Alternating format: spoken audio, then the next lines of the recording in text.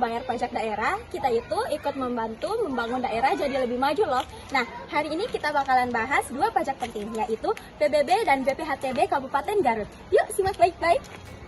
PBB, Pajak Bumi dan Bangunan. 1. PBB Pedesaan dan Perkotaan. PBB dipungut atas tanah dan bangunan yang dimiliki atau dikuasai seseorang.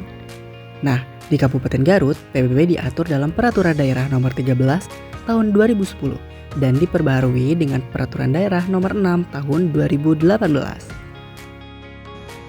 Nah, teman-teman tahu nggak dasar pengenaan PBB adalah NJOP atau nilai jual objek pajak. Tarif PBB P2 di Garut adalah 0,1% dari NJKP atau nilai jual kena pajak. Jadi NJKP sama dengan 40% dikali NJOP, di mana untuk objek lebih dari 1 miliar. Nah, tapi tenang, ada juga yang namanya NJOP tidak kena pajak atau NJOP TKP.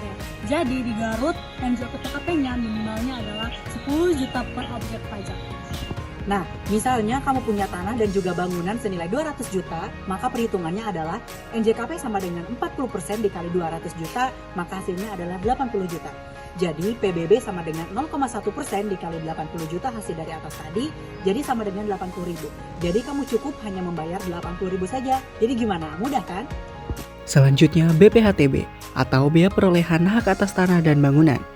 Pajak ini dikenakan saat kamu mendapatkan hak atas tanah atau bangunan karena jual beli, warisan, hibah, tukar-menukar, atau lelang.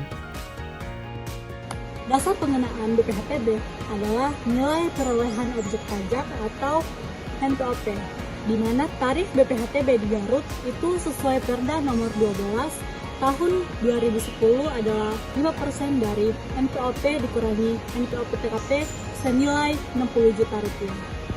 Nah, jadi untuk contoh kasus kali ini, misalnya kamu beli rumah seharga 300 juta, maka perhitungannya adalah BPHTB sama dengan 5% dikali 300 juta dikurangi 60 juta sama dengan 5% dikali 240 juta, jadi 12 juta.